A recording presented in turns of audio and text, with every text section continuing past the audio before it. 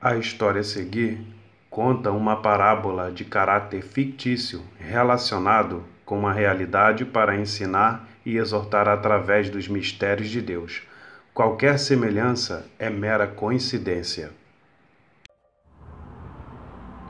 Um jovem que tem por nome Fernando, que gosta muito de curtir a vida e não possui limite, aproveitava tudo que o mundo lhe oferecia. Fernando estudava em uma faculdade e possuía certa popularidade entre os outros jovens.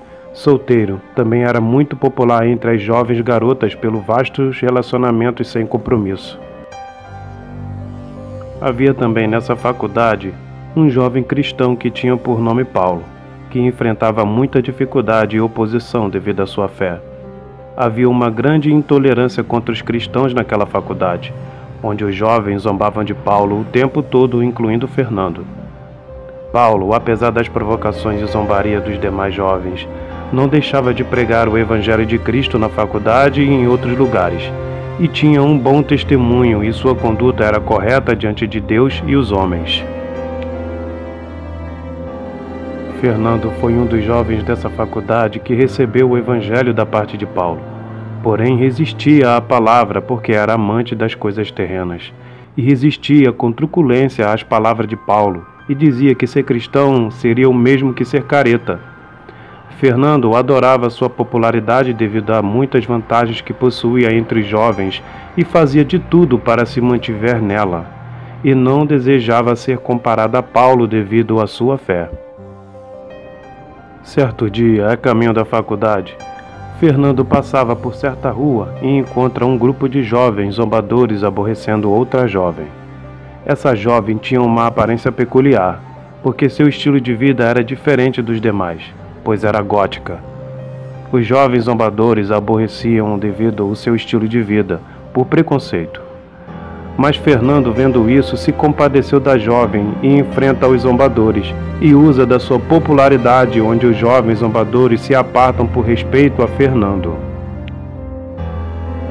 A jovem, que tem por nome Natália, agradece a Fernando pela ajuda e, como estava a caminho da faculdade, ambos partem juntos. Após esse ocorrido, Fernando e Natália desenvolvem uma amizade bem próxima e depois de um tempo iniciam um relacionamento amoroso. E devido a esse relacionamento, Fernando foi perdendo aos poucos a sua popularidade, porque começou a ficar fora do padrão dos demais jovens, porque a influência de Natália fez com que ele adotasse o seu estilo de vida gótico. Após isso, Fernando deixou de ser popular e outro foi levantado em seu lugar na popularidade. Antes, Fernando era zombador e passou agora a ser zombado pela sua nova vida de gótico. Porém, somente uma pessoa não zomba de Fernando. Essa pessoa era Paulo, porque sabia que Fernando precisava receber o Evangelho de Cristo. Paulo nunca desistiu de pregar para Fernando para convertê-lo ao cristianismo, porém resistia muito à palavra. E Natália se irava com Paulo toda vez que ele se aproximava de Fernando, porque Paulo queria salvar Fernando desse caminho de trevas que ele estava caminhando. Não bastando influenciar Fernando a adotar esse estilo de vida gótico, Natália influencia Fernando a seguir a sua falsa religião, o ocultismo. E por amor à moça, ele decide praticar o ocultismo para servir a Satã com sua namorada. Orientado pelo Espírito de Deus, Paulo não desistiu de tentar convencer Fernando ao Evangelho de Cristo, mas recebeu muita oposição da parte de Natália, que pervertia a Fernando para que ele não se convença. E assim eles disputavam por Fernando, Paulo de levá-lo a Cristo e Natália de mantê-lo no ocultismo. Então, Natália observou que Paulo não desistiria de converter Fernando ao cristianismo e convida Fernando a participar de um ritual satanista para aprisioná-lo às trevas. Fernando consentiu e foi com Natália, e chegaram a um local bem distante da cidade urbana, numa casa abandonada próxima a uma plantação de milho. E ao entrarem na casa, Natália conduziu Fernando para um porão, e ao descer pelas escadas chegaram a um local totalmente adornado com utensílios e objetos de magia negra. No centro desta sala havia um altar, e em frente ao altar um pentagrama desenhado no solo com velas em cada uma de suas pontas. Natália diz para Fernando que realizarão um ritual para integrá-lo à religião ocultista. Mas Fernando, ao ver todo aquele cenário macabro, temeu e começou a ficar constrangido porque o Espírito de Deus encheu seu coração e lembrou-se de todas as palavras de paz que Paulo ministrou a ele. Ao mesmo tempo, outros jovens satanistas surgem em cena e Fernando, olhando para Natália, diz que não poderia participar de tal coisa e foge de diante da face de Natália e os outros satanistas e percorre por todo o milharal e quando chega a uma estrada, pega carona em uma caminhonete de volta à cidade.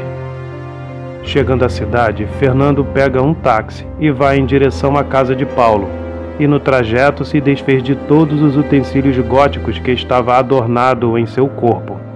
Chegando à casa de Paulo, Fernando bate na porta, e Paulo, atendendo, recebe-o. Paulo e Fernando conversam por horas e Fernando se rende aos pés de Jesus Cristo e seu evangelho pregado por Paulo. Reconhecendo seus erros e o caminho que trilhava, pede perdão a Paulo das vezes que zombou da sua fé. Paulo conforta-o. Após isso, Fernando passou a frequentar a casa de Paulo e também a igreja, comparecendo nos cultos. Fernando abandonou sua forma antiga de vida e assumiu uma nova identidade, se tornando um cristão. E devido à sua nova escolha, passou a ser desprezado na faculdade, semelhantemente igual a Paulo, pelo testemunho de Cristo. Porém sabia que sua escolha agora era a certa. Natália não se conformou em perder Fernando, principalmente pela palavra do evangelho pregada por Paulo. Natália, movida pelo espírito maligno, tentava a todo custo convencer Fernando a voltar para ela e a prática do ocultismo. Mas Fernando recusava e buscava convencer Natália para o cristianismo, porém resistia com ira. A partir de então, Fernando se tornou um companheiro para Paulo na pregação do evangelho e sofriam muita oposição dos incrédulos. Natália, então irada com Paulo e Fernando pelo testemunho do Evangelho, desencadeia uma perseguição a eles liderando um grupo satanista, e persuadiam muitas pessoas que ouviam a pregação de Paulo e Fernando para lhes retirar a palavra semeada. Alguns creram nas palavras de Paulo e Fernando, outros não.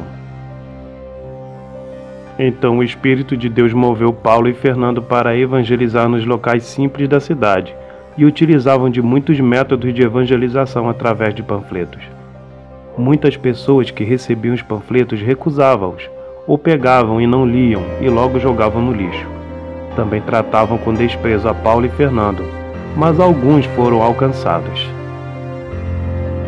Muitos alcançados se integravam à missão da pregação do Evangelho conforme Jesus ordenou, e assim fizeram. Natália e seus amigos satanistas viram que não podiam combater e impedir a missão de Paulo e Fernando. Então Satanás influenciou Natália a emplacar a perseguição para prender a Paulo e Fernando. Natália, movida pela influência diabólica, decide atentar contra a vida de Paulo e Fernando e, declarando lealdade a Satã, promete sacrificá-los em um ritual ocultista. Certo dia, como de costume, Fernando foi até a casa de Paulo para estudar as Escrituras.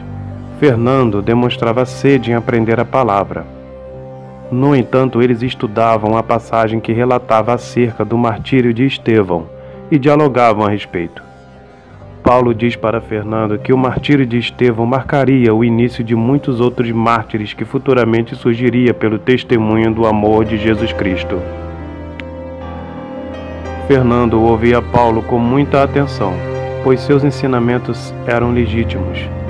Paulo diz a Fernando que até eles poderiam sofrer e serem mortos por ser cristão, e que a perseguição dura já há muito tempo, e que são necessárias porque Jesus está voltando e tudo o que está acontecendo são sinais de sua volta. Paulo então faz uma pergunta a Fernando, se estaria disposto a morrer por amor a Jesus Cristo. E respondendo ele, disse com muita convicção e certeza, afirma que daria a própria vida pelo Evangelho de Cristo, e que não se envergonharia ou negaria. Paulo diz para Fernando que afirmar com os lábios qualquer um afirmaria, porém só em uma situação real de perigo é que definiria a fidelidade a Cristo. E citou quando o apóstolo Pedro negou a Jesus 3 vezes, quando se viu em uma situação de perigo pelo testemunho do Evangelho. Mas Fernando insiste que não o negaria, tampouco se envergonharia de Jesus. E Paulo disse que seja como ele afirmou. Quando Fernando saiu da casa de Paulo, alguns jovens aliados de Natália observavam toda a movimentação da casa de Paulo. Logo depois se apartam do local. À noite, Paulo, antes de dormir, se prostra de joelhos com o rosto ao solo, como de costume. Durante a sua oração, Deus fala com Paulo e entrega uma revelação que deixa Paulo muito angustiado. Paulo então diz que nele se cumpra a vontade de Deus e depois repousa em sua cama e, deitando a cabeça no travesseiro, fecha os olhos enquanto uma lágrima escorria de um deles. No dia seguinte, Paulo entra em contato com Fernando e o convida para ir a um determinado local, para evangelizar certo jovem enfermo, e Fernando confirma ir com Paulo. Depois de se encontrarem, ambos vão até o local onde se encontra esse jovem, que tinha uma deficiência em uma das pernas e se locomovia por muletas. Paulo fala sobre Jesus a esse jovem e o mesmo creu, e pela autoridade de Jesus e a imposição das mãos, Paulo cura o jovem da sua deficiência, e o mesmo, vendo que foi curado, lança as muletas ao solo e caminha como qualquer outra pessoa saudável. Paulo operou esse milagre pela autoridade do nome de Jesus e sua imensa fé, diante dos olhos de Fernando, que ficou impactado por testemunhar o poder no nome de Jesus e glorificou a Deus. Após esse milagre, o jovem curado seguiu seu caminho glorificando a Deus, assim como Paulo e Fernando seguiram o seu. E eles, passando por um terreno baldio, terminando de atravessá-lo, foram surpreendidos por um carro que chegou bloqueando o caminho deles. Saindo 2 homens do carro, agarram a Paulo e Fernando e os colocaram à força dentro do carro e partem com eles do local. Após isso, Paulo e Fernando chegaram ao local que Fernando reconheceu, sendo a casa abandonada depois das plantações de milho onde antes esteve com Natália. Assim, eles conduziram Paulo e Fernando para o interior da casa e, passando pelo porão, chegam em uma sala repleta de objetos e adornos satanistas. No centro da sala havia uma espécie de altar para sacrifícios, que por sinal havia manchas de sangue, porque ali se fazia sacrifícios de animais ou até mesmo humanos. Logo surgiram na sala outras pessoas com vestimentas escuras e com um capuz sobre a cabeça ocultando a face, e elas se assemelhavam a vestes sacerdotais. Uma das pessoas com as vestes escuras revela sua face retirando o capuz de sobre a cabeça, e eis que se tratava de Natália. Fernando se surpreende ao vê-la e pergunta por que estava fazendo tal coisa. Ela responde que estava fazendo a vontade do seu senhor, que é Satã, que desejava o sangue dos seguidores de Jesus para aplacar sua sede. Fernando teme e se viu com a vida em risco, sabendo que Natália não hesitaria em matá-lo. Se desespera e grita por socorro, enquanto Paulo se manteve calado. Natália culpa Fernando por estar naquela situação e diz que existe uma chance de se livrarem de uma morte lenta e dolorosa. E Fernando pergunta a Natália que chance seria essa para não matá-los. E Paulo continua em silêncio. Orientada por Satanás, Natália diz que eles devem renunciar a Cristo e se prostrarem e adorarem a Satã. Fernando, ao ouvir a condição para não perder a vida, pensou por um instante e se calou, enquanto Paulo olhava fixamente para Fernando. Então Fernando clama em alta voz e declara a sua renúncia a Cristo, e se prostrando ao chão declara adoração a Satanás e a sua imagem que havia no local. Paulo, com pesar, abaixa a cabeça lamentando a decisão de Fernando, que covardemente renunciou a Cristo. Mesmo diante do milagre testemunhado, não suportou a ideia de perder a sua vida pelo Evangelho a qual a fé o sujeitou. Então Natália se direciona a Paulo e também faz a mesma proposta. Porém, Paulo clama também em alta voz: vocês têm total controle sobre o meu corpo e podem fazer o que quiser com ele. Podem derramar o meu sangue e tirar a minha vida terrena, mas jamais terão a minha alma, porque a ela pertence ao meu Senhor Jesus Cristo. Eu sei para onde eu vou. Lugar esse que, se vocês quiserem estar, basta se arrependerem de seus pecados e poderão viver em novidade de vida em Jesus Cristo, o qual morreu e ressuscitou dentre os mortos. Convertam-se e Jesus pode perdoar os vossos pecados, mas se agora não quiserem receber a Jesus, saibam que morrerei justificado, pois não tenho medo da morte, pois vivo em Cristo. Porém eu vos perdoo pelo que vocês farão comigo agora, porque eu cumpri com a minha missão aqui na terra. Após estas palavras, Natália e os demais satanistas zombaram de Paulo e proclamaram lealdade a Satã. Então os satanistas conduziram e colocaram Paulo sobre o altar, amarrando-o para matá-lo em sacrifício. Depois, Natália pega um cutelo para matar Paulo, porém diz que Fernando precisa ser provado para fazer parte da seita. Natália entrega o cutelo nas mãos de Fernando e diz para ele executar Paulo sobre o altar, e completa dizendo que desta vez não poderá voltar atrás ou morrerá. Com o cutelo em mãos, Fernando se aproxima de Paulo no altar, mas Paulo se encontrava tranquilo e diz para Fernando: eu não te condeno pela sua decisão e o que vai fazer, porque entendo que teve medo. O Senhor me revelou que aconteceria, mas estou em paz, porque sei para onde irei e não tenho dúvida. Porque meu nome é Paulo e eu completei minha carreira perante o Senhor. Espero que um dia você se arrependa de verdade e volte ao primeiro amor, porque foi por amor que o Senhor Jesus se entregou e permitiu que o seu sangue fosse derramado por você e por mim. Hoje estou permitindo que o meu sangue seja derramado por amor a Ele, e sei que estou justificado com Deus, porque cumpri minha missão aqui na terra. Adeus, meu irmão. Faça logo o que lhe foi ordenado. Após essas palavras, Fernando, com lágrimas nos olhos e pesar e ao mesmo tempo covardia, grita por perdão a Paulo, que com os olhos para o céu louvava cânticos a Deus, e desfere o golpe mortal em seu peito que entrega o espírito. O sangue de Paulo goteja pelo altar caindo em uma bacia, e Natália derrama o sangue em uma taça e pede para colocarem Fernando sentado em uma cadeira. Natália pretendia iniciar Fernando na seita o fazendo beber do sangue daquele cálice. Porém, Satanás muda seus planos em relação a Fernando e profere pela boca de Natália as seguintes palavras: se ele não foi fiel ao seu Senhor, como poderia ser fiel a mim, visto que ainda tem dúvidas em me servir? Não preciso desse verme entre vocês. Quero somente a sua alma, porque o seu corpo não vale para nada. Então os satanistas agarram Fernando, desistindo do ritual para integrá-lo à seita.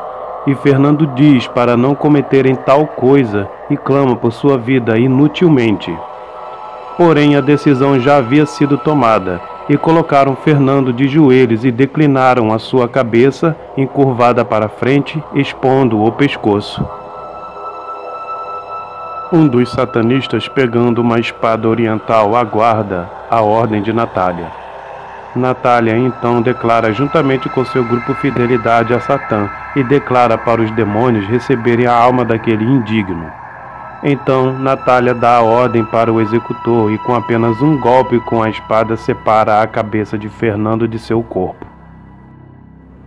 E a alma de Fernando foi acrescentada a tantas outras almas que partiram sem salvação, aguardando por aquele grande dia do Senhor, que julgará a todos de acordo com suas obras terrenas, que definirá a eternidade no céu ou no inferno. Após as execuções, Natália e seus aliados recolhem os corpos de Paulo e Fernando e os enterraram nas plantações de milho. Natália, ao enterrar os corpos, fica com a cabeça decapitada de Fernando consigo para fins diabólicos.